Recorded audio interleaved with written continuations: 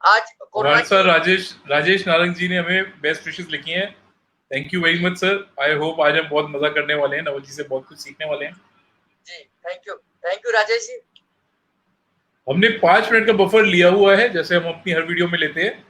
Exactly 5वें minute पे हम अपनी वीडियो बिल्कुल शुरू कर देंगे आज की ट्रेनिंग।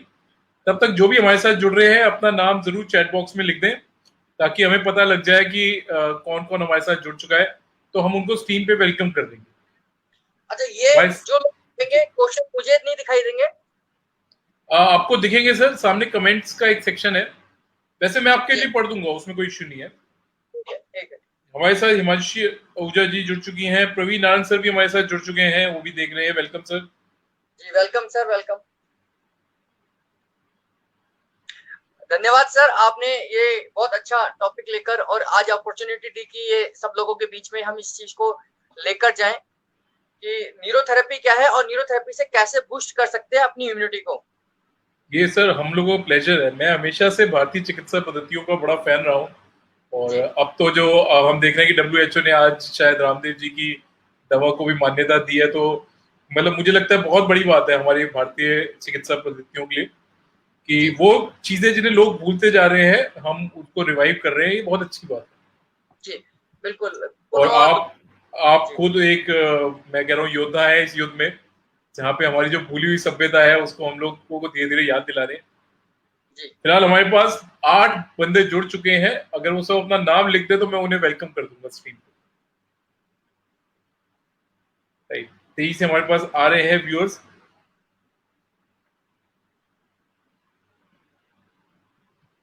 हमारे एक्चुअली साथ सही। नरेश अरोड़ा जी भी जुड़ चुके हैं। Sir welcome to the stream. हाँ जी, हाँ जी, नवल जी बताइए।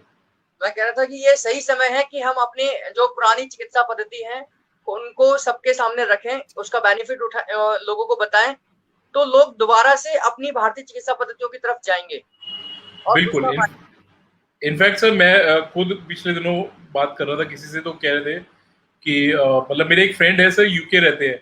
उन्होंने मेरे जी, से पूछा भी आपके यहाँ पे योग की जो क्लासेस होती है उसके क्या चार्जेस रहते हैं। मैं कहा जी जी, वो तो पार्क में होती है, ज्यादातर फ्री होती है। जी, और जहाँ पैसे लगते भी हैं वो 1000-1500 रुपए महीना लगता है। तो जी। उसने मेरे को बताया कि यूके में उनके पड़ोस में नया योग स्थल खुला है। वहां जी। पे वो 5000 रुपीज पर सेशन चार्ज कर रहे हैं। ओ। सो मैं बहुत हैरान हुआ कि हम लोगों को बिल्कुल वकज नहीं है, और फॉरेनर्स इतना इतना पैसा भर के इन चीजों का फायदा उठाने की कोशिश कर रहे हैं। बिल्कुल, बिल्कुल। जब जब तक योग योग रहा तब तक हमने उसकी वैल्यू नहीं समझी। जब योग योगा हो गया तो उसकी वैल्यू बहुत ज्यादा हो गई। बिल्कुल। इनफैक्ट सर मेरे को बड़ा दुख भी हुआ इस बार 21 तारीख को। हमारी खुद की जो इंस्टीट्यूट है उन्होंने एक वेबिनार किया योग को प्रमोट करने के लिए। जी, दुख इस बात का हुआ सर कि उन्होंने योगा एक्सपर्ट्स यूएस और कनाडा से बुलाए थे। क्या जी, कमाल है यार, भारतीय पद्धति को हम लोग नहीं प्रमोट कर पा रहे। जी, इसको प्रमोट करने के लिए बाजार से लोग बुलाने पड़ते हैं। जी, सो मतलब बड़ा अजीब लगा सर ये बात सुन के ना, कि मतलब योग प्रमोट करने के लिए यूएसए से बंदे आए हैं। यार कमाल है यार, हमारा योग और ऐसे चुराया जा रहा है। एक्चुअली क्या है, जब हम ये देखते हैं ना कि कोई विदेशी किसी चीज को करता है, किसी चीज को जी अपनाता है, तो हमें ये लगता है कि हाँ ये ऑथेंटिक होगा, ये बिल्कुल सही बिल्कुल। होगा, तभी कोई विदेशी इसको अपना रहा है। बिल्कुल। ये हमारे देश की विडंबना है सर। हमारी मैं अभी उस दिन एक कॉमेडी शो देख रहा था, उसने कहा कि आपको पता है हमारे देश में किसी जगह की तारीफ कैसे करते हैं। वो कहते हैं जी, वहां जाओ, लगेगा ही नहीं कि भारत में है, इतनी खूबसूरत जगह है। सो हम लोगों के साथ ये थोड़ा सा एक ऐसी हमारी वो मानसिकता है जिसको बदलने की बहुत जरूरत है। जी, बिल्कुल, बिल्कुल। हमारे साथ पवन अग्रवाल जी जुड़ चुके हैं, प्रकाश शर्मा जी जुड़ चुके हैं, और प्रकाश शर्मा जी गुड भी लिख रहे हैं। प्रकाश जी आज हम बहुत बढ़िया बढ़िया नॉलेज आप तक पहुंचाने वाले हैं, आप बस जुड़े रहिएगा। जी, पवन अग्रवाल जी भी हमारे साथ जुड़ चुके हैं। पवन जी, कोई भी समस्या हो आपको, जो मुझे मालूम भी है एक दो समस्याएं, बिल्कुल बेधड़क पूछ लीजिएगा। नवल जी से मैंने पहले ही कह दिया, हमारे साथ जो भी बंदा जुड़ेगा उसको पूरा का पूरा ज्ञान देके ही भेजेंगे। बिल्कुल। और बिना किसी दवा के हम कैसे ठीक रख सकते हैं अपने आप को, वो आज मैं सारी बिल्कुल। चीजें। बिल्कुल साइड इफेक्ट के बिना, बिना किसी दवा के, और बिल्कुल नेचुरल तरीके से पवन जी अपनी डिस्क लेके पहुंच जाइएगा। सर बिल्कुल एक बार में बढ़िया कर देने वाले हैं। क्या बात है। तो हमारा जो बफर पीरियड हमने लिया था वो बिल्कुल खत्म होने वाला है। आखिरी 10 सेकेंड है। 10 सेकेंड के बाद हम ये आज की जो ट्रेनिंग है वो स्टार्ट कर देंगे। राइट, तो घड़ी कह रही है कि समय आ गया है बिल्कुल कि सर अब बिल्कुल सीरियस बात करेंगे, बाकी सारी बातें अब नहीं करेंगे। तो वेलकम ऑल ऑफ यू जो भी हमारे साथ जुड़ चुके हैं। इसके बाद जो जुड़ेंगे उनका अगर हमें समय मिलेगा तो वेलकम कर पाएंगे, उससे पहले नहीं कर पाएंगे। हमारे साथ आज जुड़े हुए हैं नवल किशोर जी, जो कि न्यूरोपैथी में एक्सपर्ट है, गोल्ड मेडलिस्ट है। 15 साल पहले उन्होंने अपना सफर शुरू किया था न्यूरोपैथी का, और आज तक हजारों लोगों को, हजार तो मैं कम कह रहा हूँ, हजारों लाख हो गए होंगे, हजारों लोगों को तो सिर्फ ऑनलाइन सिखा चुके हैं न्यूरोपैथी। कम से कम लाखों लोग इनका फायदा, इनकी न्यूरोपैथी की टेक्निक से फायदा उठा सकते हैं और आज स्वस्थ जीवन जी रहे हैं। इसके अलावा उन्होंने योग में अपना मास्टर्स किया है और सेवा फाउंडेशन के थ्रू वो अलग अलग जगह पे कैंप्स लगाते हैं, ऑनलाइन अवेयरनेस क्रिएट कर रहे हैं और लोगों को बता रहे हैं कि कैसे भारतीय चिकित्सा पद्धति उनका जीवन बदल सकती है। तो नवल जी बहुत बहुत स्वागत है आज आपका हमारे प्रगति परिवार के प्लेटफॉर्म पे। सो नवल जी बेसिक से शुरू करते हैं। जी नवल जी बेसिक से शुरू करते हैं। हमारे सभी व्यूअर्स पहले ही जानना चाहते हैं कि न्यूरोपैथी है क्या, थोड़ा सा एक बार ब्रीफ में समझाइए सबको।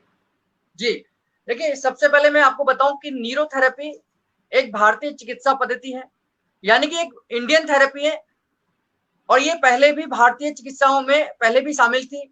जैसे एंशिएंट टाइम में अगर हम देखें तो न्यूरोथेरेपी के बहुत सारे प्रमाण मिलते हैं, बहुत सारे एविडेंस मिलते हैं कि हमारी गीता में, हमारे पुराण में या हमारे रामायण में उस समय भी आपने सुना होगा एक कहानी आती है कि जब श्री रामचंद्र जी ने अहिल्या को केवल टच कर जो वो मूर्ति बन गई थी, जो डिप्रेशन के कारण उसकी स्थिति ऐसे हो गई थी, केवल श्री रामचंद्र जी ने उसको टच कर उसको दोबारा से अहिल्या बना दिया, यानी कि दोबारा से स्त्री बना दिया।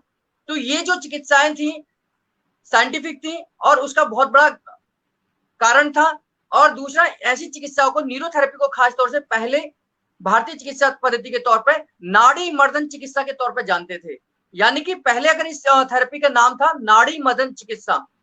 नाड़ी मर्दन चिकित्सा के बाद में धीरे धीरे हम क्या कि जब हजारों साल बीतते चले गए, हमारी भारतीय परंपराएं या चिकित्साएं धीरे धीरे विलुप्त होती चली गई।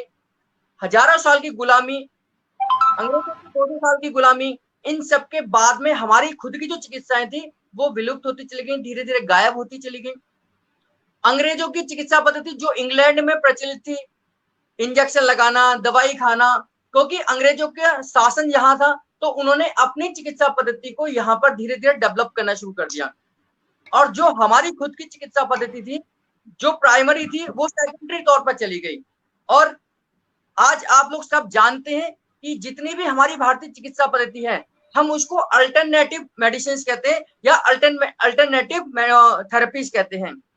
जबकि हकीकत में क्या था, जो वास्तव में है कि हमारी जो भारतीय चिकित्सा पद्धतियां हैं वो अल्टरनेटिव नहीं है, वो प्राइमरी है। सेकेंडरी तो हमारी एलोपैथ है या जो अंग्रेजी दवाइयां हैं वो हमें इमरजेंसी के समय ही लेना चाहिए। अगर पहला प्रयास ये करना चाहिए कि हमें अपनी किसी भी बीमारी के लिए, छोटी से छोटी बीमारी के लिए और बड़ी से बड़ी बीमारी के लिए, पहले अपनी भारतीय टेक्निक का ही इस्तेमाल करना चाहिए। तो न्यूरोथेरेपी भारतीय चिकित्सा पद्धति है जिसकी खोज डॉक्टर लाजपत राय महराज जी ने करी और उसको एक साइंटिफिक रूप देकर आज हम सबके सामने रखा है।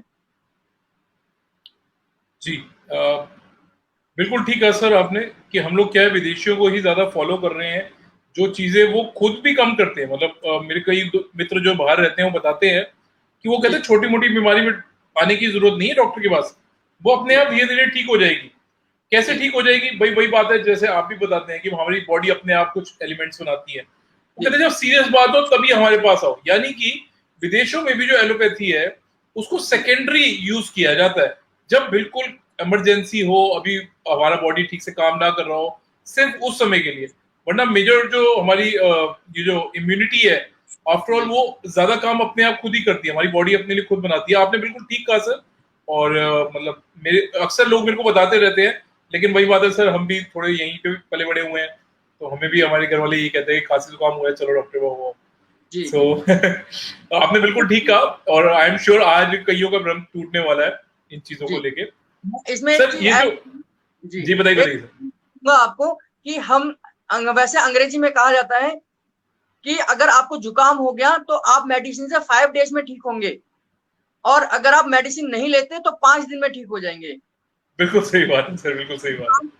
क्योंकि डॉक्टर का एंटीबायोटिक कोर्स ही 5 डेज का है, और जुकाम बिल्कुल। अगर नहीं मेडिसिन लेंगे तो भी वो 5 डेज में अपने आप ठीक हो जाता है। तो भी 5 दिन में ठीक हो जाता है। ये बिल्कुल फैक्ट बात है और ये तो मैं कई बार ट्राई भी कर चुका हूँ। जी हमारे साथ अमरीश जी जुड़ चुके हैं, वंदे मातरम कह रहे हैं, वंदे मातरम सर। गोपाल पाठक जी जुड़ चुके हैं, प्रभात चौधरी जी जुड़ चुके हैं, राजेश कुमार जी जुड़ चुके हैं। तो काफी आपके फैंस बढ़ते जा रहे हैं धीरे धीरे। तो नवल जी ये बताइए, जो आजकल कोरोना चल रहा है और सब कह रहे हैं कि इसमें आपकी इम्यूनिटी बिल्कुल, मतलब अगर इम्यूनिटी नहीं है तो आप तो बस गए। तो ये बताइए कि कोरोना और इम्यूनिटी का क्या मेल जोल है? एक मिनट सर, एक मिनट।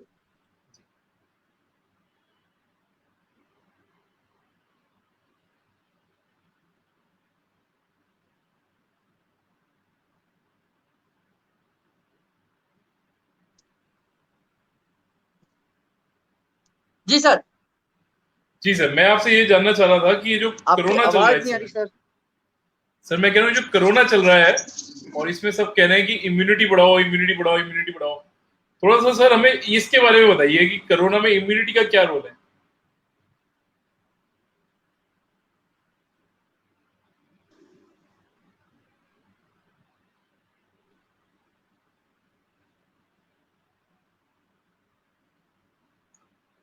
ओके, शायद थोड़ा सा प्रोफेशनल टेक्निकल ग्लिच है, जल्दी सर को दोबारा जोड़ लेंगे।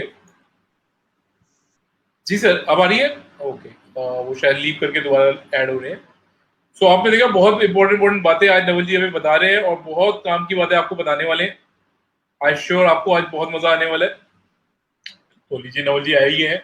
जी सर बताइए। मैं ये कह रहा था, कोरोना में जो सब इम्यूनिटी की बात कर रहे हैं, इसमें थोड़ा सा प्रकाश डालिए कि इसका हमें कैसे मतलब क्या रिलेशन है इन दोनों का और हमें कैसे इंप्रूव करनी है अपनी इम्यूनिटी। एक मैं आपको एक बहुत अच्छी बात बताता हूँ कि जब प्रधानमंत्री जी ने पहला लॉकडाउन घोषित करा था, तो उस समय हम लोगों को लग रहा था, एक जनरल व्यक्ति को लग रहा था कि जैसे ये पहला लॉकडाउन खत्म होगा तो सब कुछ नॉर्मल हो जाएगा और हम दोबारा से अपना सारा काम प्रॉपर तरीके से कर पाएंगे।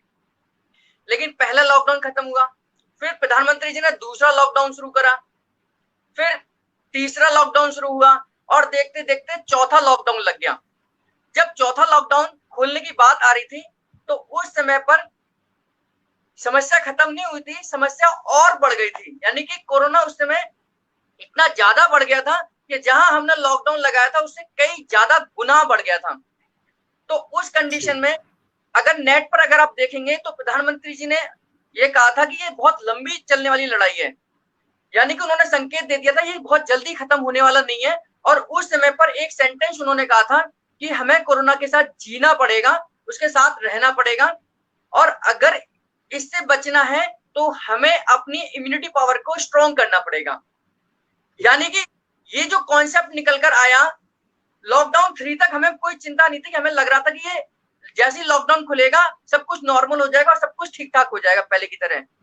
लेकिन जैसे लॉकडाउन 4 हुआ उस समय लोगों के दिमाग में फिर घूमने लग गया यार ये समस्या बड़ी लंबी चलने वाली है। फिर दूसरी, जैसे रावण था तो राम का जन्म हुआ, कंस था तो श्री कृष्ण का जन्म हुआ। ऐसी जब कोरोना आया तो फिर बात आई इम्यूनिटी की कि अगर हमें कोरोना से जीतना है तो हमें इम्यूनिटी को बढ़ाना पड़ेगा, इम्यूनिटी पर काम करना पड़ेगा। और आपको मैं एक तथ्य बताता हूँ कि गूगल पर पिछले 1 महीने में सबसे ज्यादा जो सर्च किया गया, टॉप 10 में इम्यूनिटी पावर को सर्च करा गया। लोगों ने समझने की कोशिश करी कि हम कैसे इम्यूनिटी पावर को बढ़ा सकते हैं, मेडिसिन से, विदाउट मेडिसिन से, होम्योपैथिक से या घरेलू नुस्खों से। फिर लोगों ने दिमाग दौड़ाना शुरू करा कि ये इम्यूनिटी पर काम करना चाहिए हमें। लेकिन मैं आपको बताऊं कि ये जो इम्यूनिटी है ये भगवान ने हमारे शरीर के अंदर पहले से ही बनाकर भेजी है। हमारे शरीर के अंदर एक लिम्फेटिक सिस्टम काम करता है। उस लिम्फेटिक सिस्टम का काम ही है कि आपके अंदर कोई भी वायरस, बैक्टीरिया अगर एंटर कर जाता है तो उसको डिस्ट्रॉय करने का काम करती है हमारी इम्यूनिटी पावर, हमारा लिम्फेटिक सिस्टम। लिम्फेटिक सिस्टम का उस बीमारी से लड़ना, चाहे वो वायरस हो या बैक्टीरिया हो, यही हमारी इम्यूनिटी है। तो हमारा लिम्फेटिक सिस्टम जितना स्ट्रांग होगा हमारी इम्यूनिटी उतनी ही स्ट्रांग होगी और हम हर बीमारी से लड़ पाएंगे। ना केवल कोरोना, सर्वे ये कहता है कि अगर आपकी इम्यूनिटी पावर अच्छी है तो आप पूरे लिस्ट बना लीजिए बीमारियों की, आप 90% बीमारियों से केवल इम्यूनिटी से बच सकते हैं। लेकिन कोरोना आया, लोगों के दिमाग में इम्यूनिटी वर्ड का ज्यादा प्रचार प्रसार हो गया। तो इस समय अगर हमें कोरोना से बचना है या किसी भी बीमारी से बचना है तो आपकी इम्यूनिटी पावर ही आपको उससे बचा सकती है। आपने देखा होगा कि कई बार जब बरसात होती है, दो बच्चे एक साथ उस बरसात में नहाते हैं, एक बच्चा बीमार हो जाता है और एक बच्चा बिल्कुल फिट रहता है। दोनों दो बच्चे एक ही उम्र के एक ही बरसात में नहाते हैं, लेकिन एक बच्चा दूसरे दिन बिल्कुल फिट अपने स्कूल जाता है और दूसरे दिन छुट्टी कर लेता है कि वो बीमार है, उसको बुखार आ गया कल के भीगने की वजह से। तो उन दोनों बच्चों में केवल एक ही फर्क था इम्यूनिटी पावर का। एक बच्चे की इम्यूनिटी पावर बहुत स्ट्रांग थी जो बिल्कुल हेल्दी रहा दूसरे दिन, और दूसरे की वीक थी जिसकी वजह से वो बीमार पड़ गया। जी अंकित जी। जी सर, ये तो आपने बिल्कुल बढ़िया बात बताई कि इम्यूनिटी से बहुत ज्यादा फर्क पड़ता है। अब एक चीज जो सब गूगल पे ढूंढ रहे हैं, मैं चाहता हूँ आप भी हमें बताएं ताकि हमें गूगल पे ना जाना पड़े। हम इम्यूनिटी बढ़ा कैसे सकते हैं, मतलब न्यूरोपैथी हमें कैसे हेल्प कर सकती है हमारी इम्यूनिटी को बूस्ट करने के लिए? जी देखिए, सबसे अच्छा क्वेश्चन है, क्योंकि इस समय हर कोई, क्योंकि गूगल पे टॉप 10 में अगर सर्च करने वाली कोई चीज आई तो how to boost our immunity, ये सेंटेंस सबसे ज्यादा सर्च करा गया। तो इसमें भगवान ने पहले से ही हमारे 11 सिस्टम हमारी बॉडी को नॉर्मल रखने के लिए बनाए हैं। उसमें से हमारा सर्कुलेटरी सिस्टम भी है, हमारा रिप्रोडक्टिव सिस्टम भी है, हमारा रेस्पिरेटरी सिस्टम भी है, हमारा एक्सक्रीटरी सिस्टम है, और उन्हीं इन 11 में से एक हमारा लिम्फेटिक सिस्टम। इस लिम्फेटिक सिस्टम के कुछ पार्ट्स है, कुछ ऑर्गन्स है, जिसमें हमारा स्प्लीन है, हमारी थाइमस है, हमारे लिम्फ नोड्स है, हमारे टॉन्सिल्स है। यहाँ पर गले पे आपने देखा हो कि ये छोटी छोटी गांठें हैं। यहाँ आपने आर्म पिट के बाद देखा होगा छोटी छोटी गांठें होती हैं, इनको हम बोलते हैं लिम्फ नोड्स। ये लिम्फ नोड्स वैसे ही हैं जैसे दिल्ली की आंतरिक सुरक्षा के लिए छोटी छोटे थाने और चौकियां बनाई हुई हैं, कि किसी भी एरिया में अगर कोई दुर्घटना घटती है तुरंत वहां से पुलिस पहुंच जाए और वहां पर उसको कवर कर ले। तो ऐसे अगर वायरस या बैक्टीरिया मुंह के थ्रू या नाक के थ्रू अगर एंटर करेगा तो यहाँ चौकियां बनी हुई है लिम्फ नोड्स की, ये उसको रोकती है, उसको डिस्ट्रॉय करती हैं। लेकिन कई बार क्या होता है, वो वायरस या बैक्टीरिया इतना स्ट्रांग होता है कि हमारी पुलिस को भी मार सकता है, कोई बड़ा आतंकवादी होगा तो ऐसे ये इसको यहाँ के टॉन्सिल्स को डिस्ट्रॉय करके वो अंदर एंटर कर जाता है, और उस कंडीशन में यहाँ टॉन्सिल्स फूल जाते हैं जिसको टॉन्सिलाइटिस बोलते हैं, यानी कि इंफ्लेमेशन हो जाती है। जब वो अंदर एंटर करता है तो हमारे शरीर में एक थाइमस ग्लैंड है जो यहाँ पर है। ये थाइमस ग्लैंड अपने कुछ सेल्स बनाती है जिसका नाम है T helper cell, T killer cell, T suppressor cell और टी मेमोरी सेल। इनका काम है कि कोई भी वायरस या बैक्टीरिया अगर एंटर कर गया उसको कैसे डिस्ट्रॉय करा जाता है। उसको डिस्ट्रॉय करने के बाद में स्प्लीन के पास भेज दिया जाता है। स्प्लीन उसमें से जो भी चीज अपने बॉडी के लिए यूजफुल है उसमें से रख लेती है और बाकी कचरे के तौर पर बाहर निकाल देती है। अगर हम अपने लिम्फेटिक सिस्टम को, यानी टॉन्सिल्स को, थाइमस को, स्प्लीन को, लिवर को स्ट्रॉन्ग कर लें तो हम अपनी इम्यूनिटी पावर को बढ़ा सकते हैं। न्यूरोथेरेपी बहुत आसान तरीके से, बहुत सिंपल तरीके से ये काम करती है, क्योंकि जैसा कि हमारी बॉडी के अंदर हीलिंग प्रोसेस अपने आप चलती है। एक छोटा सा उदाहरण दूंगा इसके लिए, कि अगर मान लीजिए आपको बुखार हो जाए तो आप 1 या 2 दिन रेस्ट कर लीजिए, आपका बुखार अपने आप ठीक हो जाएगा। क्यों? क्योंकि बुखार जो फीवर है, हम आमतौर पर फीवर को क्या कहते हैं कि फीवर हो गया, लेकिन मेडिकल साइंस भी ये कहती है fever not a disease, it is a symptoms of disease. यानी कि बुखार कोई बीमारी नहीं है, लेकिन बीमारियों का संकेत है कि आप बीमार होने वाले हैं। तो अगर हम बुखार को बिना किसी मेडिसिन के ठीक कर लें, लिवर को स्ट्रॉन्ग करके कर लें, अपनी इम्यूनिटी पावर को स्ट्रॉन्ग कर लें, तो आपको फीवर भी ठीक होगा और आप लंबे समय तक ठीक रह पाएंगे।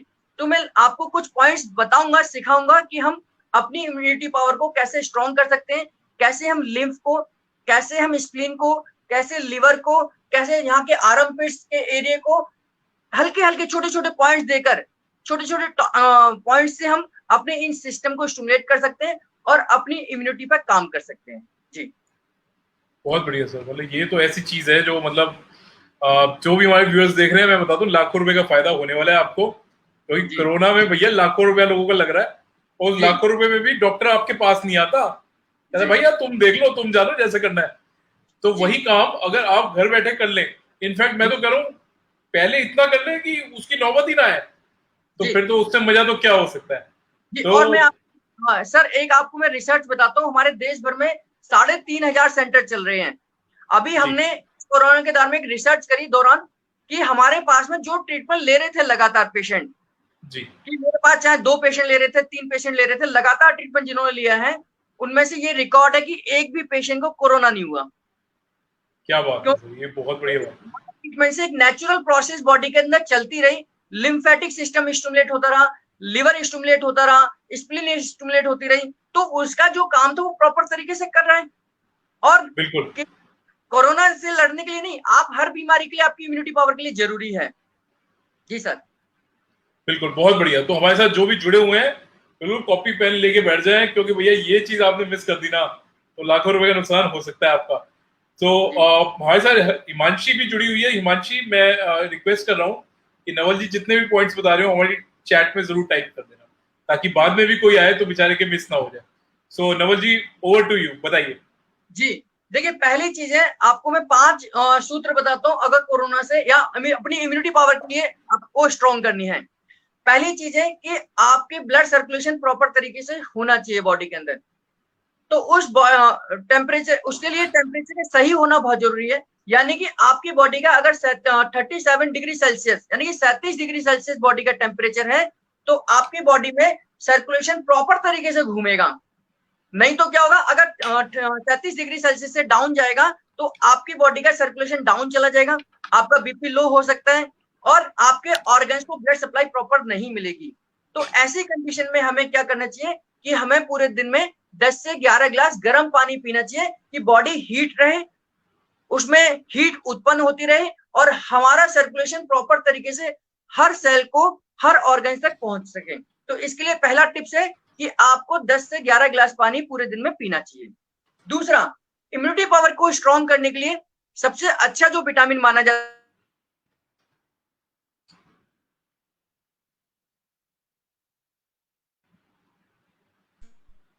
तो हमें वो विटामिन सी वाले सब्जियां या हमें फल ज्यादा लेने चाहिए जिनमें विटामिन सी है, यानी कि जो खट्टे हैं।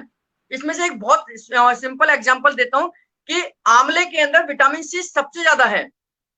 तो हमें आंवले का मुरब्बा, आंवले का अचार या आंवला, डायरेक्ट हमें एक आंवला डेली लेना ही चाहिए अगर हमें अपनी इम्यूनिटी पावर को स्ट्रॉन्ग करना है। तीसरी चीज, क्योंकि ये माना गया है कि हमारा जो कोरोना या कोई भी वायरस है, मैं केवल कोरोना के लिए बात नहीं करूंगा, ये केवल कोरोना के ऊपर नहीं, आपकी इम्यूनिटी के लिए है। तो हमारे इम्यूनिटी के लिए हमारा लंग्स का ठीक रहना बहुत जरूरी है। तो लंग्स को मजबूत रखने के लिए आपको योग प्राणायाम करना चाहिए, लंग्स को स्टिमुलेट करना चाहिए, क्योंकि रेस्पिरेटरी सिस्टम आपका जितना स्ट्रांग होगा उतना आपकी इम्यूनिटी पावर अच्छी होगी, क्योंकि जितनी सेल स्टिमुलेट होंगी उतनी आपकी इम्यूनिटी पावर होगी। और मेडिकल साइंस के हिसाब से हमारी बॉडी के अंदर लगभग 10,000 करोड़ सेल काम करती हैं। मैं दोबारा से रिपीट करता हूं, मेडिकल साइंस के हिसाब से हमारी पूरी बॉडी में 10,000 करोड़ सेल काम करती हैं। जितनी ज्यादा सेल काम करेंगी, जितनी ज्यादा सेल स्टिमुलेट रहेंगी, जितनी ज्यादा सेल अपना फंक्शन करेंगी, हमारी बॉडी उतनी ही ज्यादा हेल्दी रहेगी। और बॉडी की हर सेल को काम करने के लिए ऑक्सीजन की जरूरत है। तो इस ऑक्सीजन को कहां से मिलेगी? हमारे रेस्पिरेटरी सिस्टम से मिलेगी। तो रेस्पिरेटरी सिस्टम का ठीक होना बहुत जरूरी है ऑक्सीजन को सप्लाई करने के लिए। चौथी चीज हमारी इम्यूनिटी है। इम्यूनिटी जो मैं आपको बता रहा हूं कि हमारे लिम्फेटिक सिस्टम का ठीक होना बहुत जरूरी है। आपको वो टेक्निक बताता हूं कि हम अपने लिम्फेटिक सिस्टम को कैसे स्टिमुलेट कर सकते हैं। सीधा सिंपल से देखिए, लिम्फेटिक सिस्टम में सबसे पहले मैंने आपको बताया कि हमारे ये टॉन्सिल्स भी हैं। तो इस टॉन्सिल्स को सिंपल लैंग्वेज में या सिंपल तरीके से आप इसको स्टिमुलेट कर सकते हैं। केवल हाथों को इस तरीके से रखिए, यहां रखिए और 5 बार ऊपर की तरफ इसको रगड़िए। 1 2 3 4 5। आपने देखा होगा कि कई बार हमारे, अगर हम गलत खाना खा लेते हैं तो हमारे टॉन्सिल्स फूल जाते हैं, स्वेलिंग आ जाती है। केवल हम अगर इनको क्लॉकवाइज करें, जब हमारे ये फूल जाएं तो धीरे धीरे धीरे धीरे ये इनकी स्वेलिंग खत्म हो जाएगी और ये आपके दोबारा से ठीक हो जाएंगे। दूसरी चीज, हमारे दूसरे लिम्फ नोड्स हैं हमारे आर्मपिट के अंदर।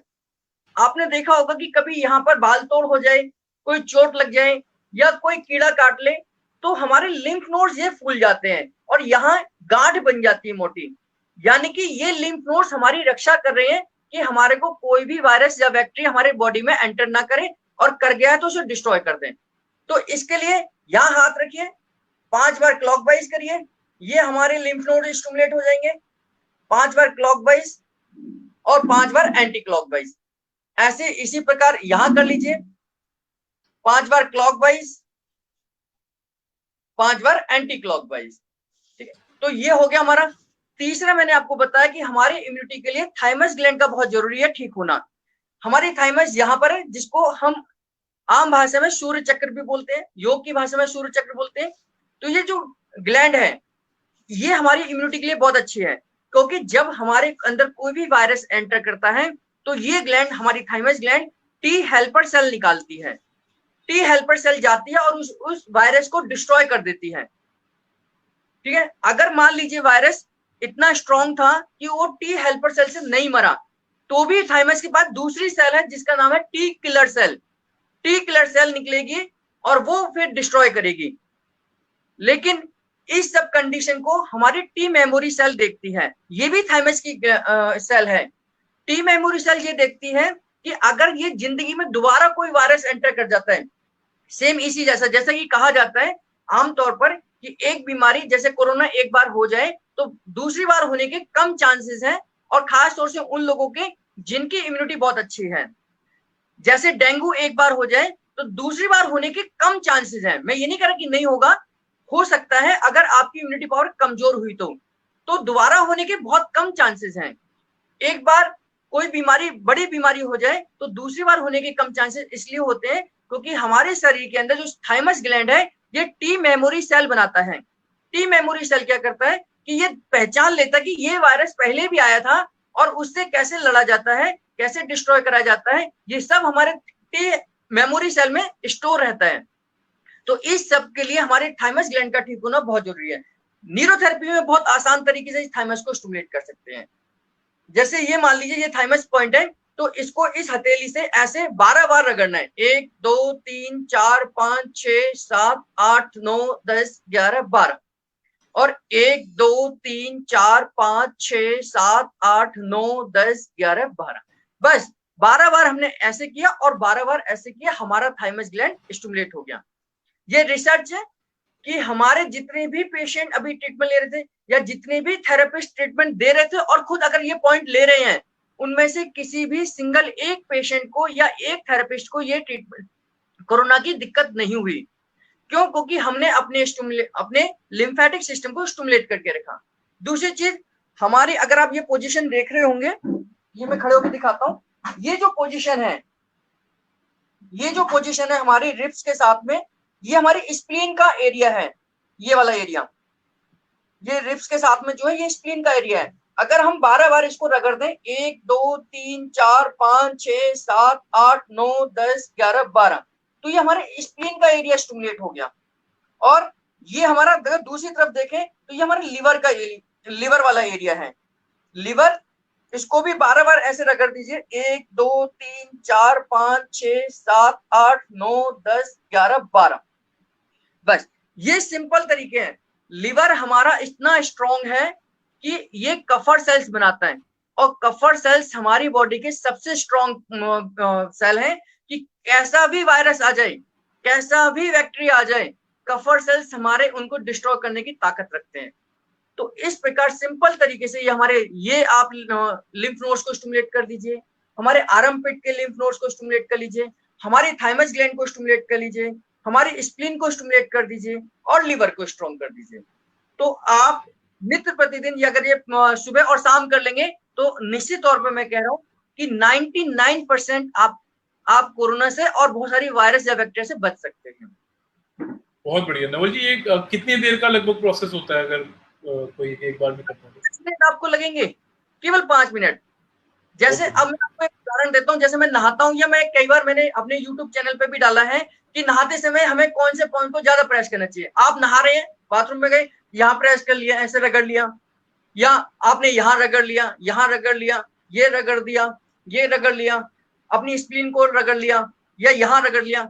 ये सब जो मालिश आप देख रहे होंगे कि मालिश भी एक चिकित्सा है ना। तो जब हम इस प्रोसेस से, क्योंकि ये बहुत सिंपल टेक्निक है, क्योंकि न्यूरोथेरेपी क्या है, एक सिंपल वे में भी है और अगर हम फॉर्मूले की तरह देखें तो ये एक आधे घंटे की भी प्रोसेस है। तो इस सिंपल तरीके से होम रेमेडीज के तौर पर, अपने घरेलू उपचार के तौर पर अगर हम इसको डेली प्रयास करें तो हमारा लिम्फेटिक सिस्टम इसमें रहेगा। बहुत बढ़िया, बहुत बढ़िया। Thank you Himanshi. मैं देख रहा था हिमांशी ने सारे पॉइंट साथ साथ टाइप भी कर दिए हैं, वेरी नाइस। हमारे साथ अनुभव अग्रवाल जी जुड़ चुके हैं, CS मनमोहन मिश्रा जुड़ चुके हैं, अजय पाल सिंह जी जुड़ चुके हैं, अमरीश शर्मा जी हमारे साथ जुड़ चुके हैं, आरती कुमारी हमारे साथ जुड़ चुकी है, राधा मोहन जी जुड़ चुकी हैं, CA रजत बांगा जुड़ चुके हैं, रमेश शर्मा जी जुड़ चुके हैं, मनीष गुप्ता जी जुड़ चुके हैं, और बहुत लंबी लिस्ट है, अगर कोई रह गया हो तो सॉरी यार। मेरे को जहां तक दिखे मैंने उतने ही कहे। इस समय हमारी व्यूअरशिप अराउंड 40 चल रही है सर। तो बहुत सारे लोग आपसे सीख रहे हैं और आई एम श्योर ये 40 को तो अब कोरोना नहीं होगा जी जी, और जो भी देखेंगे उन्हें भी मिलेगा जी। अगर सुबह शाम ये टेक्निक का इस्तेमाल करेंगे तो निश्चित तौर पर नहीं होगा। बिल्कुल, इनफैक्ट जैसे कि सर ने बताया कि हमारे शरीर भी कुछ ऐसे तत्व बना के रख लेता है जिससे जब दोबारा वायरस अटैक करता है तो हमें वो इफेक्ट नहीं कर पाता। ये इतनी साइंटिफिक टेक्निक है, अगर आप देखें तो इस समय दिल्ली गवर्नमेंट और कई सारे गवर्नमेंट्स इसी को प्लाज्मा थेरेपी की तरह भी यूज कर रही है। दैट मतलब दिस समथिंग, ये और कुछ नहीं है, वही प्लाज्मा थेरेपी है कि जो लोग रिकवर हो जाते हैं, जो अपनी इम्यूनिटी अच्छी रखते हैं, उनकी इम्यूनिटी भी दूसरों के काम कई बार आ जाती है। सो आप सबको स्वस्थ बनाए रखने के लिए हमारे साथ सर जुड़े हुए हैं और आज हम ऐसी बहुत मजेदार बातें उनका शेयर करने वाले हैं। चलिए सर, ये तो जी एक चीज शेयर करता हूँ आपके साथ में कि जैसे अगर किसी को कोरोना हो गया तो अगर जैसे मान लीजिए अगर हम कहते हैं कि आज 2000 पेशेंट नए मिले दिल्ली में, कल 2000 नए मिले, यानी कि है तो वो जो कल जो मिलने वाले हैं वो भी आज दिल्ली में ही है, लेकिन हमने 2000 लोगों का टेस्ट किया है और 2000 का इसलिए हमें मिले कि ये 2000 है, लेकिन 2000 या 4000 जो परसों आने वाले 2000 है ये है हमारे बीच में ही। और हमने केवल किससे पता लगाते हैं, और कई बार तो ये तब पता चलेगा जब हमें हो गया और हमें पता भी नहीं चलेगा, लेकिन हमारा टेस्ट हो जाएगा तो हमें पता चलेगा कि यार ये कोरोना हो गया था हमें। ये इसलिए कि जो ब्लड के सैंपल में देखते हैं कि ये एंटीबॉडी, जो कोरोना को डिस्ट्रॉय करने वाली एंटीबॉडीज अगर आपकी बॉडी के अंदर है तो यानी कि आपको कोरोना हुआ था और वो ठीक हो गया है ना। तो यानी कि हमारे टी मेमोरी सेल ने वो स्टोर करके रख लिया कि कोरोना के लिए कौन सी एंटीबॉडीज बनाई जाती हैं। तो वो टेस्ट में अगर आपको हो गया, ब्लड टेस्ट ने अगर कह दिया तो यानी कि आप कोरोना के पेशेंट बने थे लेकिन आप ठीक हो गए हैं। राइट राइट, बहुत बढ़िया सर। मैं तो बिल्कुल इम्प्रेस होता जा रहा हूँ आपसे। मैं क्या है कि आजकल ना क्योंकि कोरोना आ गया ना सर, तो मेरी भी ना, आपको क्या बताऊँ, बहुत डिप्रेशन में रहता हूँ। रात को बैठ कर ना बहुत सारी वीडियोस देखता हूँ और यही सारी चीजें सुनता हूँ कि यार क्या हो रहा है, कैसे हो रहा है। तो मैं देख रहा हूँ कि नवल जी जो भारतीय चिकित्सा के माध्यम से इतनी सारी बातें बता रहे हैं ना, ये सारी रिसर्च में BBC पे सुन रहा हूँ, वो बिल्कुल यही बातें बता रहे हैं जो आज नवल जी बता रहे हैं। मेरे को इतना लग रहा है यार हद है यार हम लोगों की, यार हम लोग कहाँ जाके ढूंढ रहे हैं ये चीजें। मतलब जो अभी नवल जी ने बताया ना एंटीबॉडी, मैं आपको तो रैपिड टेस्टिंग किट जो अभी दिल्ली में लगाने वाले हैं वो यही है बिल्कुल जो सर बता रहे हैं। और देखो हम लोग, हमारी चिकित्सा पद्धति में इतनी रिसर्च हो चुकी है कि ये सारी चीजें हमें पहले से ही पता होती है कि भाई ये ऐसे ऐसे करो तो आपको पता लग सकती है। बहुत बढ़िया सर, बहुत बढ़िया। और बताइए सर, मतलब ये तो हो गया चलो अब कोरोना काल है, इसके अलावा अगर मैं, जैसे मेरे से ना कुछ लोग लगातार पूछते हैं कि 100 साल कैसे जीते हैं, तो सर 2-4 ऐसे हेल्दी टिप्स दो कि आदमी 100 साल जिए। देखिए 100 साल अगर जीना है तो इसका एक लॉजिक मैं आपको बताऊंगा और बहुत साइंटिफिक तरीके से बताऊंगा, क्योंकि हर चीज साइंस के हिसाब से चलेगी और तो लोगों को समझ भी आती है। अच्छा, मैं आपसे एक क्वेश्चन पूछूंगा कि एक कछुए की उम्र कितनी होती है? सर कछुआ मेरे ख्याल से 150-200 साल जीता है लगभग। ये कम से कम है कि अगर जल्दी कछुआ मर गया तो वो 150 साल मरेगा, अगर वो अपनी पूरी जीवन जिएगा तो वो 300 साल तक जीवित रहता है कछुआ, ठीक है। और कुत्ते की उम्र कितनी होती है? कुत्ता तो सर मेरे ख्याल 10-12 साल ही जीता है लगभग। बिल्कुल सही कहा आपने कि 10 से मैक्सिमम 15 साल वो जी लेगा, ठीक है। अब दोनों में फर्क क्या है, इसका साइंस समझने की जरूरत है। ये जो कछुआ है वो 1 मिनट में कितनी सांस लेता है? एक एवरेज में बताता हूं आपको, एक कछुआ 1 मिनट में केवल 3 सांस लेता है। ओके। और और एक कुत्ता कितनी सांस लेता है? काफी वो तेज लगभग लेते थे। 40 से 45 श्वास 1 मिनट में लेता है वो। यानी कि एक कछुआ जब 1 मिनट में 3 बार श्वास लेता है और एक कुत्ता वो यानी डॉग 45 श्वास लेता है, ब्रीदिंग लेता है, तो यानी कि उसकी उम्र उतनी ही कम होगी। अब एक हम अपने ऊपर आते हैं। एक नॉर्मल व्यक्ति जो 1 मिनट में श्वास लेता है वो 15 श्वास लेता है। एक नॉर्मल बिल्कुल। व्यक्ति 15 श्वास लेता है। अगर हम योगी की बात करें, बाबा रामदेव जी की बात करें, तो उनका जो एवरेज टाइम है वो 1 मिनट में 10 श्वास का है। जो लोग हिमालय पे तपस्या करते थे आज से कुछ साल पहले या कुछ सालों पहले, तो उनकी जो एवरेज थी 1 मिनट में 7 श्वास की थी, यानी कि 7 लेते थे वो। तो और वो उतने ही लंबे जीते थे। तो अगर मैं दूसरा इसको इस संदर्भ में कहूं कि भगवान ने आपकी श्वासें गिनती की भेजी हैं, अगर मैं कहूं कि आपकी 100 श्वास भेजी है भगवान ने, तो अब आप मुझे बताइए कि उन 100 श्वासों को आप कैसे इस्तेमाल करेंगे।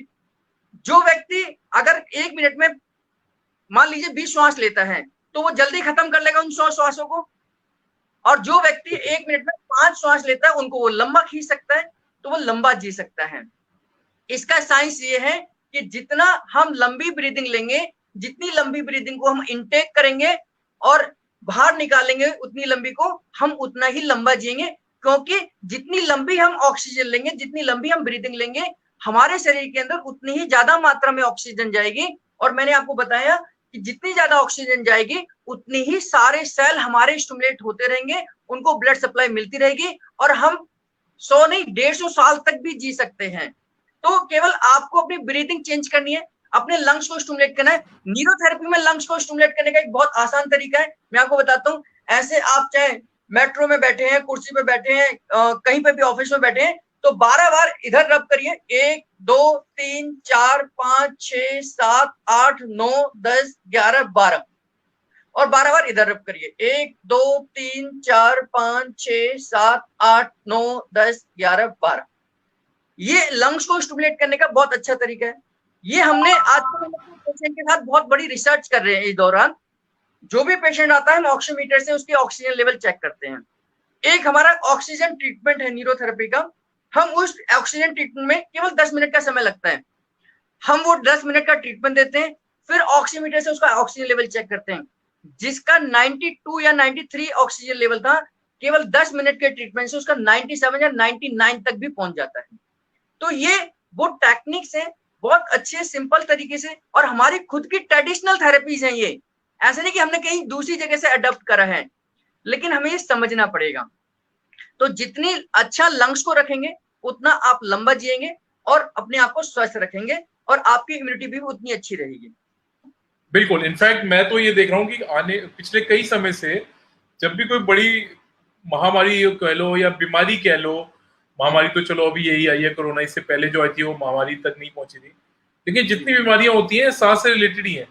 तो बिल्कुल अनडाउटेडली आदमी को अगर जल्दी मारना है तो उसकी सांस ही रोकनी पड़ती है। और मतलब मैं कई बार ये बात सुनता तो था कि भगवान ने सांसें गिन के भेजी है, बट आज आपने बताया तो ठीक से समझ आया सर इसका क्या मतलब होता है। तो आप सबको भी अपनी सांसें बहुत ध्यान से यूज करनी चाहिए, उसको ठीक से यूज करने के लिए सर की टेक्निक जरूर यूज करें।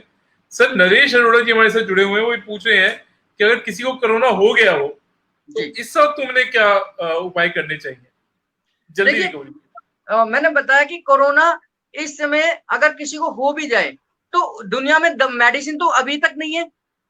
ना तो ना WHO के पास है, ना बड़े बड़े हॉस्पिटल्स का जिनका मैं नाम भी ना लूं उनके पास भी कोई मेडिसिन नहीं है।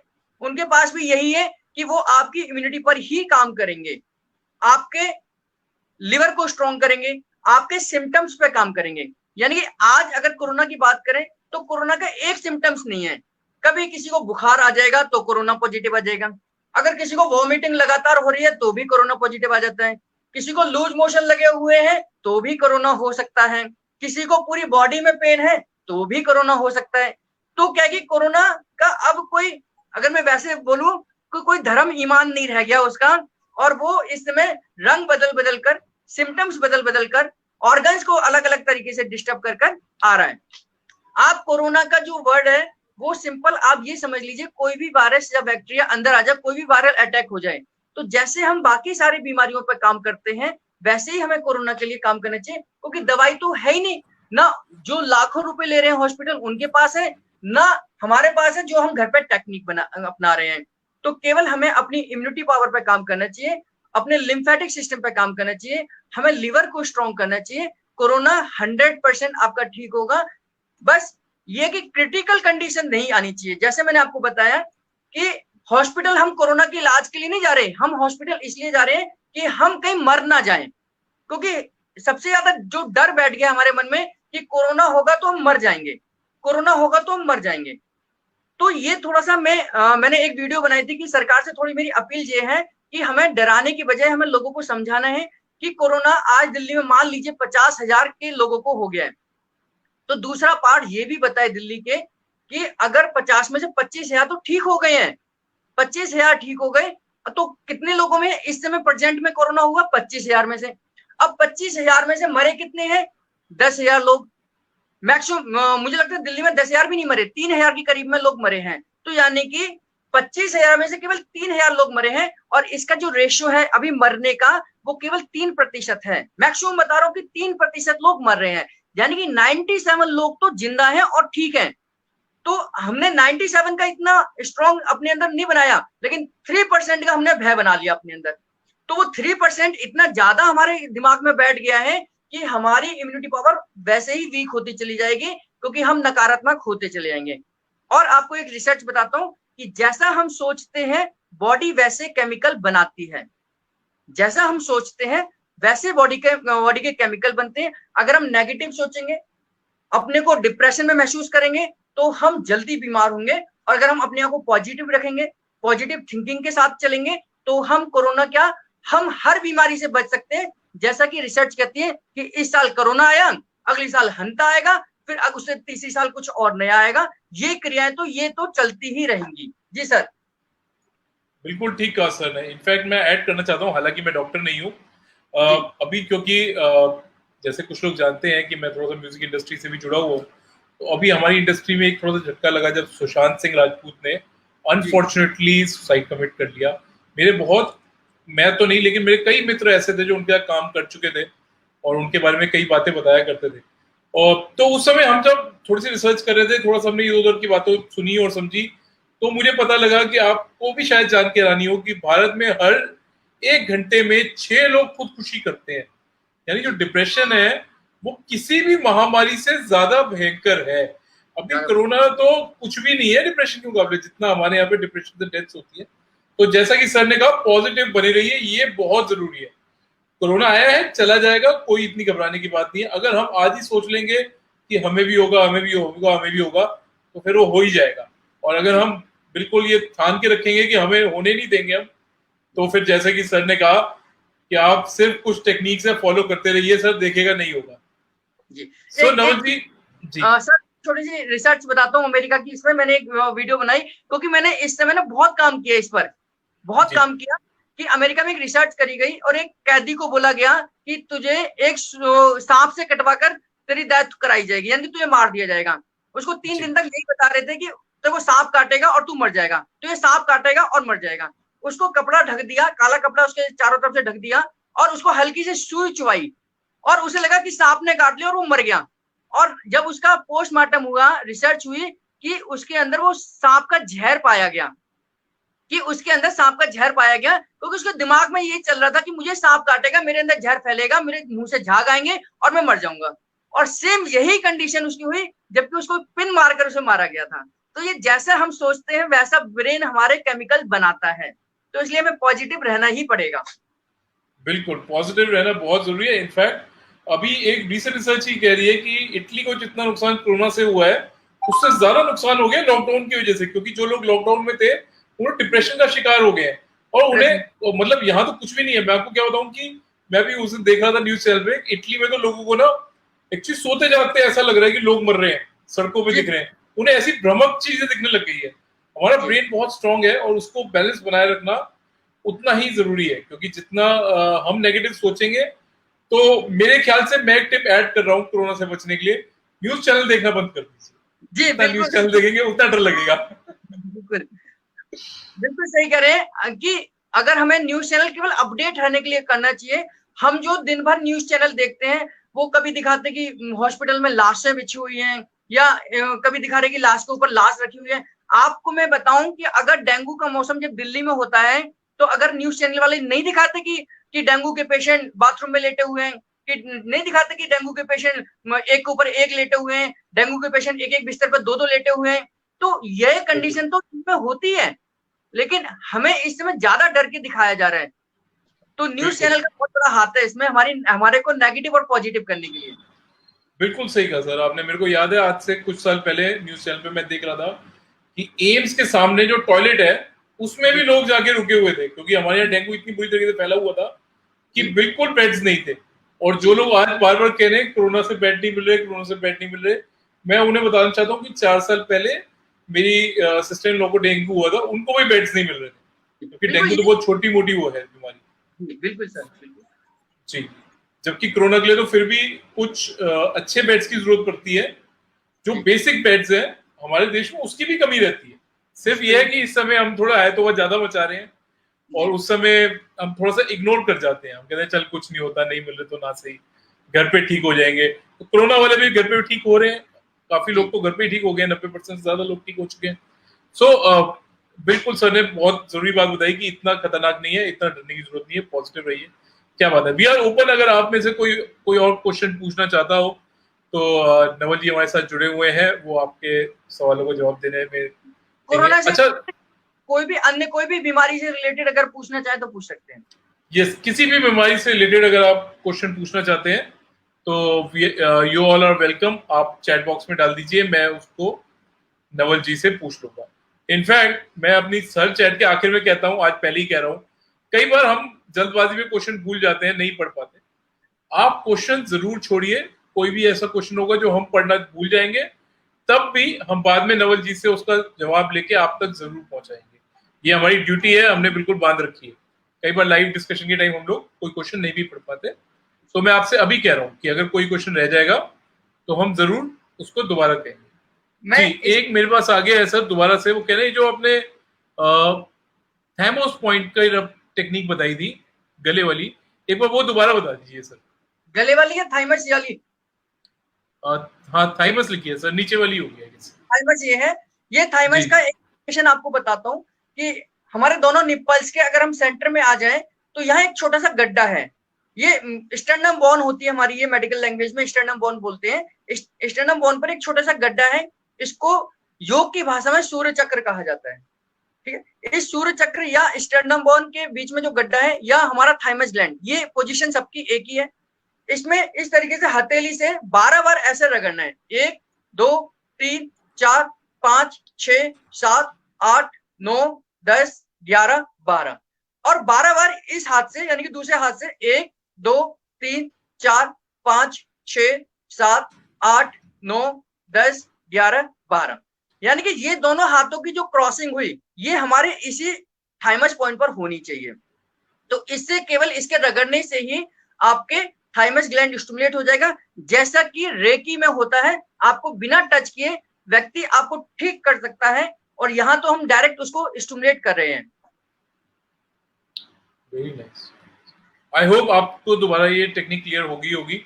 हमारे साथ राजेश नारायण जी जुड़े हुए हैं, वो कह रहे हैं कि सर सर्वाइकल एंड माइग्रेन, इसके लिए थोड़ा सा बताइए। अगर किसी को दोनों साथ में है, सर्वाइकल, साइनस एंड माइग्रेन, तो फिर उसको क्या उपाय करने चाहिए? जी, मैं आपको एक ऐसी टेक्निक बताता हूं जिसमें न केवल सर्वाइकल, न केवल आपका माइग्रेन, ना बहुत सारी बीमारियां कवर हो जाएंगी।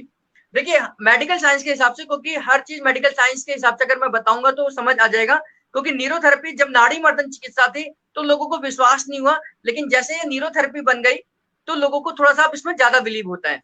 तो ऐसे इसमें मैं साइंस के हिसाब से बताता हूँ आपको कि हमारी बॉडी में हर बीमारी एक नेचर के हिसाब से आती है, अकॉर्डिंग टू मेडिकल साइंस। यानी कि मेडिकल साइंस कहती है कि आपके शरीर के अंदर कोई भी बीमारी आ जाए, या तो वो एसिडोसिस की वजह से आएगी या वह एल्कलोसिस की वजह से आएगी।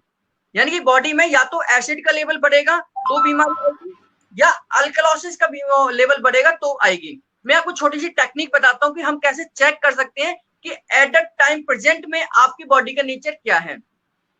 आप लेफ्ट हैंड की जो रिंग फिंगर है, जिसमें हम रिंग पहनते हैं, इसके बीच वाले जॉइंट को इस तरीके से पकड़िए और इसको ट्विस्ट करिए, 1 2 3 4 5 ऐसे ट्विस्ट करिए।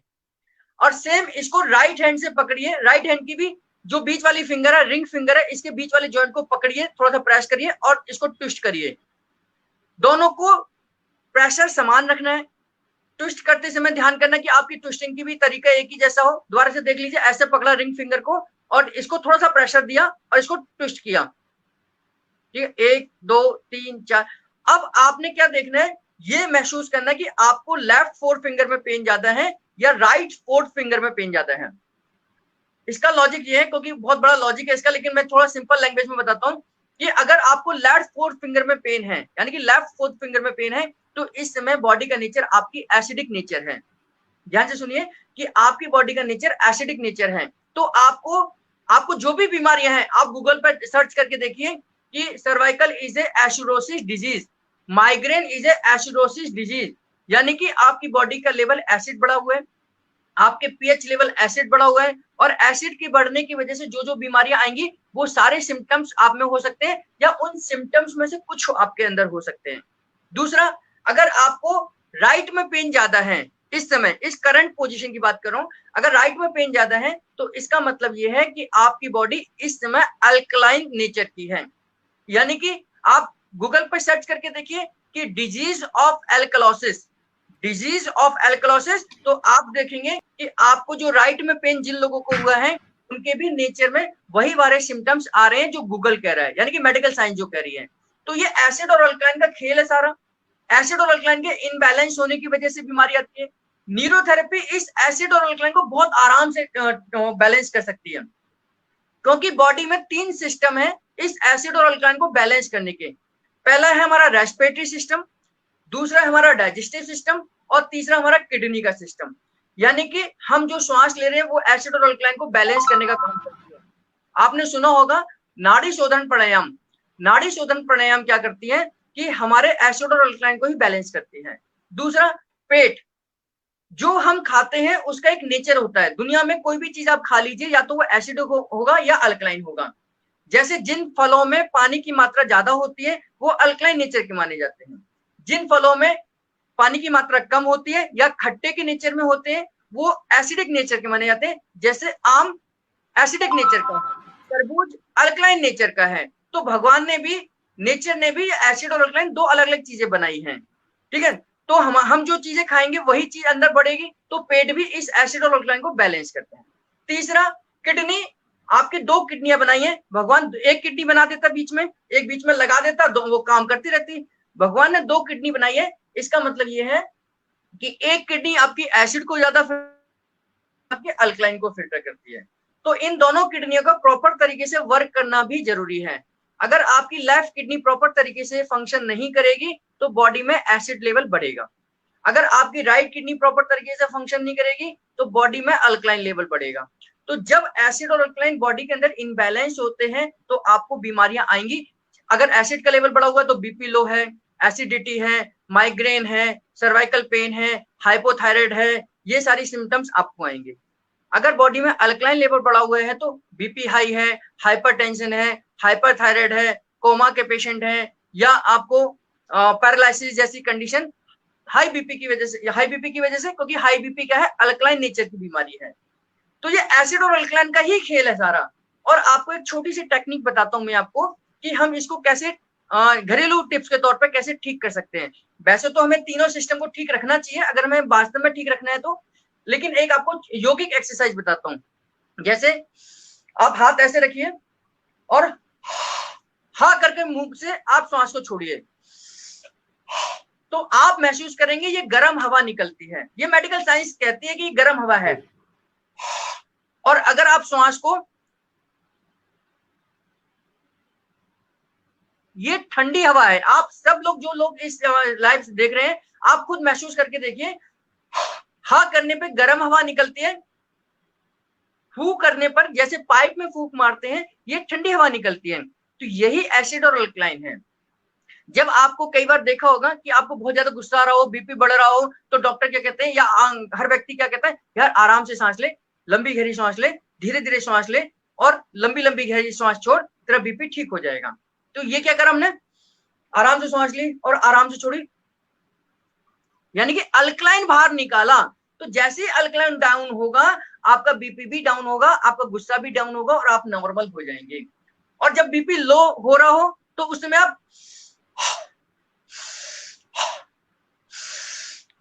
यानी कि गर्म हवा निकालिए, इससे धीरे धीरे बीपी आपका अपने आप बढ़ जाएगा, क्योंकि आपने बॉडी से एसिड को बाहर निकाला है। तो ये छोटी सी टेक्निक है जो आपके एसिड और अल्कलाइन को बैलेंस कर सकती है, ये साइंस के हिसाब से। और इस बात के डिबेट के लिए हमने टीवी चैनल्स पर हमने बात करके बड़े बड़े डॉक्टर्स ने भी इस चीज को एक्सेप्ट करा कि हम केवल श्वास के तरीके से भी एसिड और अल्कलाइन को बैलेंस कर सकते हैं।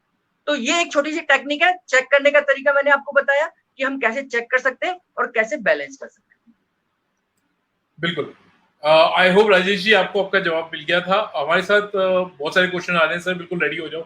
तो अनुपमा सी नारंग एडवोकेट हैं, ये हमसे बोले सर स्किन एलर्जीज के लिए कुछ बढ़िया सा बताइए। स्किन एलर्जी, जी स्किन एलर्जी आपको वैसे न्यूरोथेरेपी के हिसाब से मैं बताऊं तो किडनी की समस्या है। आपका गॉल ब्लैडर, आपकी किडनी, ये दो बड़े महत्वपूर्ण ऑर्गन है जो ज्यादा इन्वॉल्व होते हैं।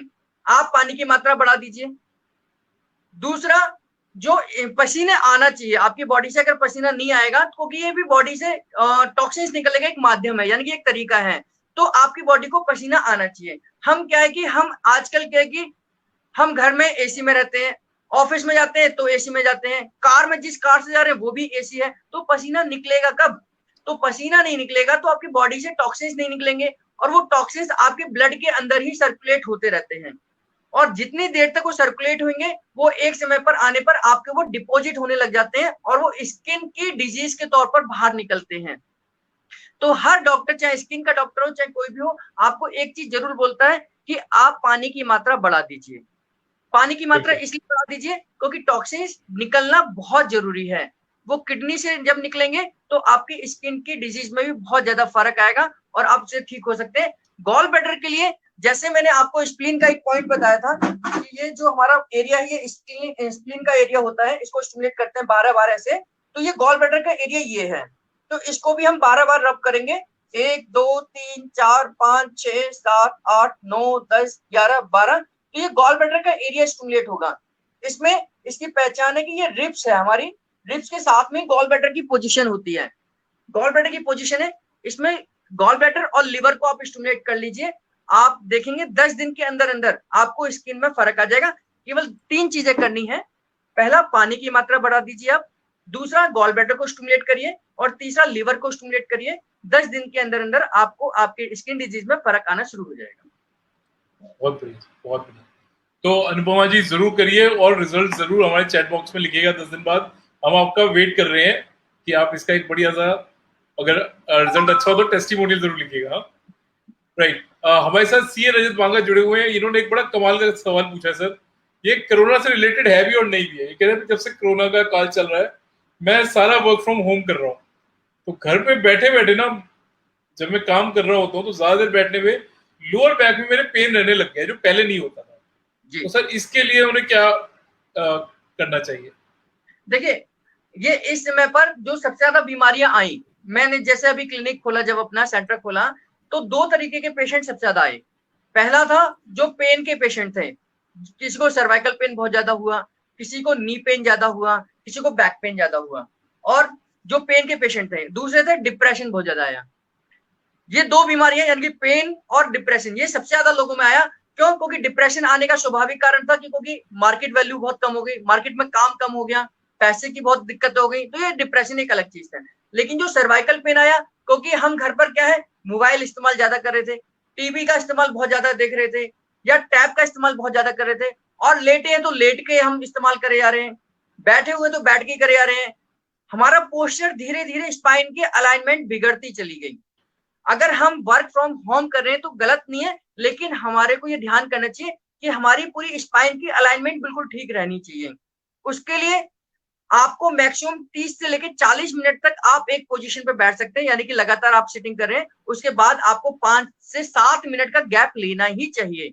नहीं तो क्या है कि धीरे धीरे आपकी बॉडी स्टिफ होती चली जाएगी, आपकी मसल्स स्टिफ होती चली जाएगी और आपको पेन आएगा ही आएगा। जैसे कि जैसे हमें मान लीजिए कोई फ्रैक्चर हो जाए हाथ में, तो हम हाथ को ऐसे बांध देते हैं, और जब हमारा फ्रैक्चर खुलता है 10-15 3 महीने के बाद में, तो उसे हाथ को सिर्फ मूवमेंट लाने के लिए भी हमें फिजियोथेरेपी की जरूरत पड़ जाती है, केवल इस मूवमेंट के लिए। नेचुरल मूवमेंट है ये, क्यों? क्योंकि इस जाम होने की वजह से इसकी नेचुरल मूवमेंट भी खत्म हो जाती है। तो हमारी नेचुरल मूवमेंट होनी चाहिए, इसके लिए हमें कुछ वज्रासन में जरूर बैठना चाहिए। वज्रासन में बैठने से क्या है कि हमारी स्पाइन ऑटोमेटिकली सीधी हो जाती है। हम कुछ भी ना कर सके, लेकिन वज्रासन में बैठ जाइए, वज्रासन में अब ना चाहते हुए भी आपकी स्पाइन बिल्कुल सीधी हो जाएगी, उसकी अलाइनमेंट अपने आप ठीक हो जाएगी, और जो आप महसूस कर रहे हैं कि आपको बैक पेन आ रहा है, इससे आप निजात पा सकते हैं। Very nice. सो रजत, एक तो भाई इतना काम नहीं करो, बाकी सीए को भी काम करने दो। हाँ, सबका काम तुम मत लो, अच्छा नहीं रहता। दूसरा ये कि वज्रासन में बैठने की कोशिश करो, उससे तुम्हें बहुत जल्दी रिलीफ मिलेगा। अच्छा सर, हमारे साथ हिमांशी जुड़ी हुई है, वो पूछ रहे हैं कि उनके फादर की कीमोथेरेपी हुई थी 1 साल पहले, अब 1 साल के बाद उनके हाथ पैर कभी कभी एकदम से सुन्न हो जाते हैं। इसका क्या रीजन आपको लगता है कि हो सकता है, या क्या इसके लिए करना चाहिए? कीमोथेरेपी तो अपने आप में बहुत बड़ी साइड इफेक्ट होता है।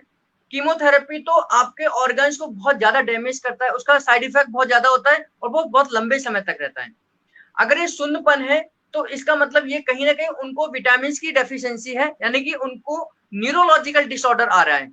न्यूरोलॉजिकल डिसऑर्डर का एक मैं पहचान आपको बताता हूँ। अगर ये एक पहचान है बहुत कि आपको आपके मोशन में, ये ज्यादातर लोग इससे बचते हैं इसका सही आंसर देने से, लेकिन अगर आपका सही आंसर इसका दोगे तो आप बीमारी के कारण तक पहुंच जाएंगे। कि अगर आपको आपके मोशन में अनपचा खाना आता है, जैसे आपने भिंडी खाई उसके बीज निकल गए, अब आपने टमाटर खाया उसका छिलका निकल गया, आपने कोई भी सब्जी, कोई भी पत्ते वाली सब्जी खाई और वो पत्ता आपके मोशन में आ रहा है, तो आप निश्चित तौर पर समझ जाइए कि आप न्यूरोलॉजिकल डिसऑर्डर के बीमार होने वाले हैं, पेशेंट बनने वाले हैं। क्यों? क्योंकि हमारे पेट में इतना स्ट्रॉन्ग HCl होता है, इतना स्ट्रॉन्ग HCl होता है कि अगर मैं उसमें लक्कड़ के छोटे से टुकड़े को भी डाल दूं तो वो गलकर राख हो जाएगा, इतना स्ट्रॉन्ग हमारे पेट के अंदर HCl होता है। तो क्या वजह है कि हमारे टमाटर के छिलके, भिंडी के बीज, अमरूद के बीज, या जो भी हम खा रहे हैं, वो हमारे मोशन से बिल्कुल एज इट इज तो जाना ही नहीं चाहिए। अगर ये हो रहा है तो इसका मतलब है कि कहीं ना कहीं आपको न्यूरोलॉजिकल डिसऑर्डर आएंगे, आपके हाथ पैर सुन्न होना शुरू हो जाएंगे, आपके चीटी चीटी सी काटने लग जाएंगी, आपको नमनेस आनी शुरू हो जाएगी। ये जो दिक्कत है ये मेन है आपको न्यूरोलॉजिकल डिसऑर्डर आपको due to lack of vitamin की वजह से है। तो आपको विटामिन का चेक कराना चाहिए। उसमें मैं बता देता हूँ 4 विटामिन है main: folic acid, thiamine, niacin और विटामिन B12। आप इनका चेक करा लीजिए, यहाँ आप बता देना सर को, तो मैं उसका इलाज भी बता दूंगा फिर। ठीक है, ठीक है। सो आई एम श्योर वो आपको कंसर्न कर लेंगे। इस समय तो आई गेस यहाँ लिखना ठीक नहीं लगेगा उन्हें भी। सो हमारे साथ विजय लक्ष्मी जुड़ी हुई है, पूछ रहे हैं कि जैसे जिनकी घुटनों में दर्द रहता है तो वो वज्रासन वगैरह में बैठ नहीं पाते, सो वो लोग उस पेन के लिए क्या कर सकते हैं? देखिए, सबसे मेन चीज मैंने आपको बताया कि घुटने का दर्द क्या है, ऑस्टियोआर्थराइटिस। ऑस्टियोआर्थराइटिस या रूमेटिक अर्थराइटिस, ये पेन के ही एक सिम्टम्स होते हैं। इसमें ज्यादातर 99% लोगों को एसिड बढ़ा हुआ होता है। एसिड बढ़ा हुआ है तो आपको खट्टी चीजें नहीं खानी चाहिए, पहला जो है, क्योंकि वो ऑलरेडी एसिड बढ़ाएगी बॉडी के अंदर, तो आपको पेन बढ़ जाएंगे। इस समय आम नहीं खाने चाहिए। लोग कहते हैं कि सर हम खट्टा आम नहीं खाते, मीठा आम खाते हैं, लेकिन जो उसका नेचर है वो तो उसका नेचर ही ना, खट्टा तो वो खट्टा ही रहेगा। जो फल खट्टे से मीठे होते हैं वो एसिडिक नेचर के ही होते हैं, चाहे वो कितने भी मीठे क्यों ना हो जाए। लेकिन जो फल फीके से मीठे होते हैं, जो फल फीके से मीठे होते हैं वो हमारे अल्कलाइन नेचर के होते हैं। जैसे चीकू है, चीकू पहले फीका होगा फिर मीठा होगा। आपका जो आम है पहले खट्टा होगा फिर वो मीठा होगा। तो दोनों में अंतर यही है कि हमें खट्टे फल नहीं खाने चाहिए, एसिड बढ़ेगा। दूसरा, अगर आप वज्रासन में नहीं बैठ पाते हैं तो आपको ये ब्रीथिंग एक्सरसाइज के थ्रू आप एसिड और अल्कलाइन को बैलेंस करिए। दूसरा, वज्रासन में मत बैठिए। आप कुर्सी पे आप बैठेंगे तो कुर्सी पर आपके पैर ऐसे लटकने चाहिए और उनको आगे पीछे करिए, लटकाकर पैरों को आगे पीछे करिए। इससे आपके घुटने के जो जॉइंट जाम हो गया है वो मूव करेगा, उसमें मूवमेंट आएगी, और आपका जो साइनोवियल फ्लूइड है, जो उसके अंदर साइनोवियल फ्लूइड जिसको हम आम भाषा में ग्रीस बोल देते हैं, वो दोबारा से बन सकता है। केवल वहां पर सर्कुलेशन हमें देना है। और उसके जो पैर के पंजे की एक्सरसाइज बताता हूँ। ये पैर का पंजा मान लीजिए ऐसा है, तो इसको नीचे उसको ऊपर, जितना मैक्सिमम नीचे खींच सकते हैं, जितना ऊपर खींच सकते हैं, इसको आप करिए। तो ये आपके घुटने के दर्द के लिए बहुत अच्छा है। न्यूरोथेरेपी में हम बहुत सारी ट्रीटमेंट टेक्निक से देते हैं, वो टेक्निक सिखाना या सिंपल तरीके से बताना बहुत मुश्किल है, लेकिन अगर आप इन सब चीजों को भी इस्तेमाल करेंगे तो भी आपके घुटने में दर्द में फर्क आ जाएगा। बिल्कुल। तो अगर आप मैम और अच्छे से जानना चाहती हैं, आप सर के ऑफिस भी विजिट कर सकती हैं, यही पास में ही है हमारे विवेक विहार में। इसके अलावा सर का ऑनलाइन चैनल है जो कि बहुत बढ़िया काम कर रहा है, और मैं देखता हूँ उसमें सर काफ़ी अच्छी अच्छी टिप्स शेयर करते हैं, आप वो भी ज़रूर देख सकते हैं। अच्छा सर, हमसे राजेश जी पूछ रहे हैं कि ये जो आपने स्टूल वाली प्रॉब्लम बताई कि जो अनडाइजेस्टेड फूड निकल जाता है, तो इसके लिए कौन सा विटामिन हमें वैसे लेना चाहिए, या मल्टी विटामिन ले सकते हैं? तो नहीं, देखिए स्टूल में अगर अनपचा खाना आना है, यानी कि इसको हम न्यूरोथेरेपी में बोलते हैं यूडीएफ का आना, undigested food in stool, UDF का आना। तो इसके लिए आपकी एक नर्व है जिसको हम बोलते हैं वैगस नर्व। वैगस नर्व क्या करती है, आपके डाइजेस्टिव सिस्टम को स्टिमुलेट करने की ताकत रखती है। मेडिकल साइंस के हिसाब से वैगस नर्व ऐसी है जो आपके पूरे डाइजेस्टिव सिस्टम को स्टिमुलेट करती है और आपके पेट में बनने वाले एचसीएल को भी स्ट्रॉन्ग करती है, यानी कि उसको ज्यादा अच्छा से बनाती है। हमें दो चीजें, वो खराब ना हो उसके लिए दो चीजें करनी है। पहली चीज है कि हमें खाना खाने के साथ में कभी पानी का इस्तेमाल नहीं करना है, नहीं तो वो हमारा एचसीएल का डाइल्यूट हो जाएगा। दूसरा है, हमें मैदे का इस्तेमाल कम से कम करना है, क्योंकि मैदे के अंदर कोई भी न्यूट्रिशन वैल्यू नहीं है, तो हम जो खा रहे हैं मैदा वो हमारे को नुकसान ही करेगी। तीसरी टेक्निक में आपको बताता हूँ न्यूरोथेरेपी की, एक हमारा एक पॉइंट है जिसका नाम है मेडुला। हम मेडुला पॉइंट से इस वैगस नर्व को स्टिमुलेट कर सकते हैं और बहुत आसान तरीके से कर सकते हैं, और निश्चित तौर पर आप कुछ ही दिन के ट्रीटमेंट से आप इससे बेनिफिट ले सकते हैं। आप छोटे से, मैंने ये पाउडर लिया टेल्कम पाउडर, आप घर में जो भी इस्तेमाल करते हैं आप इधर लगा दीजिए कान के, और कान के दूसरी तरफ यहाँ लगा दीजिए। मैंने दोनों तरफ टेल्कम पाउडर लगाया है कान के नीचे, आप ये देखेंगे इधर और यहाँ पर। आप केवल इस तरीके से, आप जैसे मैं टेक्निक बता रहा हूँ, ये यहाँ अंगूठा रखिए और 20 बार नीचे लाइए। 1 2 3 4 5 6 7 8 9 10 11 12 13 14 15 16 17 18 19 20। ये 20 बार करिए लेफ्ट में और 20 बार हम राइट में करेंगे। 1 2 3 4 5 6 7 8 9 10 11 12 13 14 15 16 17 18 19 20। आधे मिनट के बाद में फिर 20 बार आप लेफ्ट में करिए और 20 बार राइट में करिए। फिर आधे मिनट के बाद में 20 बार लेफ्ट में करिए और 20 बार राइट में करिए। केवल आधे मिनट के गैप में आप 3 बार इसको रिपीट करिए। इसको हम बोलते हैं न्यूरोथेरेपी में 10 मेडुला। ये पेयर में दिया जाता है इसलिए मैंने 20 बोला, 10 बोलते हैं इसको, क्योंकि जो हमारे 10वें नंबर की नर्व है इसको बोलते हैं क्रेलियन नर्व, यानी कि खोपड़ी से, यानी कि हमारी ब्रेन से 10-12 नर्व निकलती है, उसमें से जो 10वें नंबर की नर्व है, 10th नंबर की जो नर्व है वो हमारी वैगस नर्व कहलाती है। और इस वैगस नर्व का काम है हमारे डाइजेस्टिव सिस्टम को ब्लड सर्कुलेशन पहुंचाना और एचसीएल प्रॉपर तरीके से बने, जिससे कि यूडीएफ ना आए आपको। इसका काम है हमारी वैगस नर्व का। तो हमने यहाँ 20 बार इधर कर और 20 बार इधर कर वैगस नर्व को स्टिमुलेट करा है, और ये वैगस नर्व आपके एचसीएल को अच्छे बना पाएगी और आपकी यूडीएफ ठीक हो जाएगी। राइट। सर, एक वसीम अहमद जी हमारे साथ जुड़े हुए, वो कह रहे हैं कि जब वो बैठते हैं तो घुटनों में से आवाज आती है जी। तो इसके लिए उन्हें क्या करना चाहिए? एक्चुअली क्या है, ये जो आवाज हड्डियों से आती है, ये हड्डी की आवाज नहीं होती, ये लिगामेंट की आवाज होती है। ये लिगामेंट की इसलिए आवाज होती है क्योंकि उनका सर्कुलेशन प्रॉपर तरीके से नहीं होता।